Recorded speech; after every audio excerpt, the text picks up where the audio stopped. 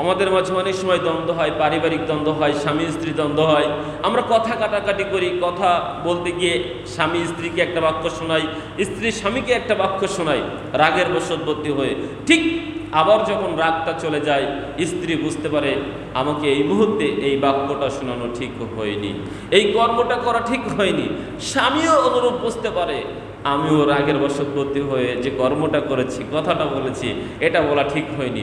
হয়তো তারা আবার নিজেদের মাঝে এসে স্বীকার করে, অথবা তার জিদ অহংকার তাকে এটা স্বীকার করতে থেকে বিরত রাখে, স্বীকার করা থেকে বিরত রাখে, স্বীকার করে না। তবে বাস্তবতা এই, সে যখন সাধারণ সেন্সে চলে আসে তখন সে বুঝতে পারে আমার ভুল হয়েছে।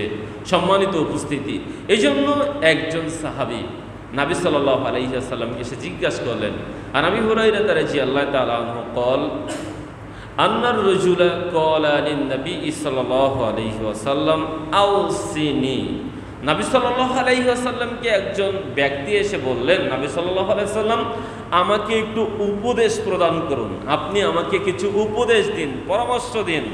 নবী সাল্লাল্লাহু আলাইহি ওয়াসাল্লাম তাকে বললেন, ক্বালা লা তাকযাব, তুমি রাগ করো না, তুমি রাগ করো না।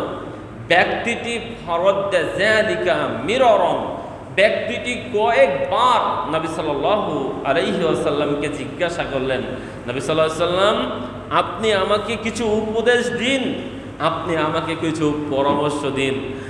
যতবারই জিজ্ঞাসা করলেন নবী সাল্লাল্লাহু আলাইহি ওয়াসাল্লাম প্রত্যেকটি বার বললেন, ক্বালা লা তাকযাব, তুমি রাগ করো না, তুমি রাগ করো না, তুমি রাগ করো না। হাদিসটি বুখারী মুসলিম মিশকাতের 5104 নম্বর হাদিস। অতএব বর্ণিত হাদিস দিয়ে নবী সাল্লাল্লাহু আলাইহি ওয়াসাল্লাম আপনার আমার মাঝে যে উপদেশ দিয়েছেন, যে মেসেজ দিয়েছেন, সেটা হলো এই, আপনি রাগ করিয়েন না, আপনি রাগ থেকে বিরত থাকুন।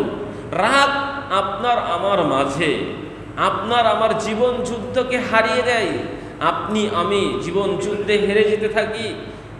রাগ আপনার আমার মাঝে স্থায়ী ক্ষত তৈরি করে, আপনার আমার মাঝে তৈরি হয় জিদ, ক্ষোভ, হতাশা, আর প্রত্যেকটি ক্ষেত্রে হেরে যাওয়ার উপক্রম হই আপনি আমি।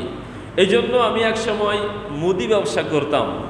তো ওই যখন একটা বাল্ব বিক্রয় করতাম যেটা দিয়ে আলো জ্বলে, এই বাল্ব 20 টাকা মূল্য ছিল।